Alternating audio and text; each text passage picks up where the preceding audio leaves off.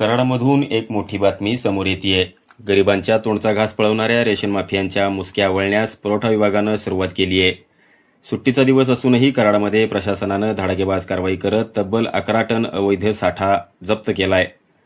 कराडमधील वाखन road परिसरात रेशनच्या धान्याचा मोठा साठा बेकायदेशीरपणे लपून ठेवल्याची गुप्त माहिती पुरवठा निरीक्षक साहिला नायकवडी यांना मिळाली होती।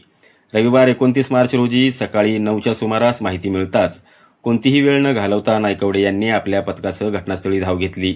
एका बंद शेडचं कुलूप उघडलं असता पथकाच्या समोर प्लास्टिकच्या गोण्यांमध्ये भरलेला गहू आणि तांदळाचा डोंगर उभा होता। ही दृश्य पाहून प्रशासकीय अधिकारीही थक्क झाले। तपासादरम्यान या अवैध साठ्यामागे रमेश पाटणे नावाच्या व्यक्तीचा सहभाग असल्याचं निष्पन्न झालंय। पुरवठा विभागानं या कारवाईत तब्बल 11 टन धान्य जप्त केलंय।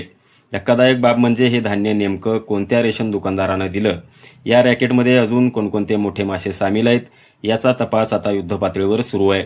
या कारवाईमुळे परिसरात रेशन माफियांचे धाबे दणाणलेत। नमस्ते, मी साहिला नायकवडे, पुरवठा निरीक्षण अधिकारी। आज दिनांक 29 मार्च 2026 रोजी सकाळी 9 वाजता मला खबर लागली की वाखन रोड येथे एका शेडमध्ये सार्वजनिक वितरण व्यवस्थेअंतर्गत वितरण होणारा गहू व तांदळाचा साठा आहे। त्यानुसार मी व माझ्या पथकाने सदर ठिकाणी तपासणी केली असता एक बंद शेड होतं, त्यामध्ये प्लॅस्टिकच्या गोण्यांच्या मध्ये धान्य साठा असल्याचे निदर्शनास आले। त्यानुसार संबंधित व्यक्ती ज्याला ते शेड भाड्याने दिलेलं होतं त्या व्यक्तीला तिथे बोलवून घेण्यात आलं व सदर शेडचे कुलूप उघडून त्या ठिकाणी गहू व तांदळाचा साठा असल्याचे निष्पन्न झाले। त्यानुसार सदरचा साठा आम्ही जप्त केलेला आहे व पुढील कारवाई शासनाकडून चालू आहे। काय नाव आहे मॅडम? काय व्यक्तीचं नाव काय केलेलं सर? पाटणे, रमेश पाटणे। आणि त्याच्याकडून त्याला जे धंदे देण्यात आलं ते दुकानदाराचं काय नाव? त्यांनी काही जबाब दिलेले नाही आहेत तसे।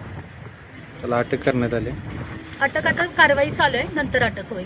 दरम्यान सुट्टीचा दिवस असूनही पुरवठा विभागानं दाखवलेल्या या तत्परतेचं कराडमध्ये कौतुक होतंय। मात्र गोरगरिबांच्या हक्काचं धान्य अशा प्रकारे काळ्या बाजारात विकणाऱ्या मूळ सूत्रधारांपर्यंत पोलीस पोहोचणार का, हे पाहणं आता महत्त्वाचं ठरेल। प्रगती टाइम्स न्यूजसाठी विजया माने, कराड, सातारा। याबद्दल तुम्हाला काय वाटतं कमेंट करून नक्की सांगा। व्हिडिओला लाईक, शेअर आणि चॅनलला सबस्क्राईब करायला विसरू नका।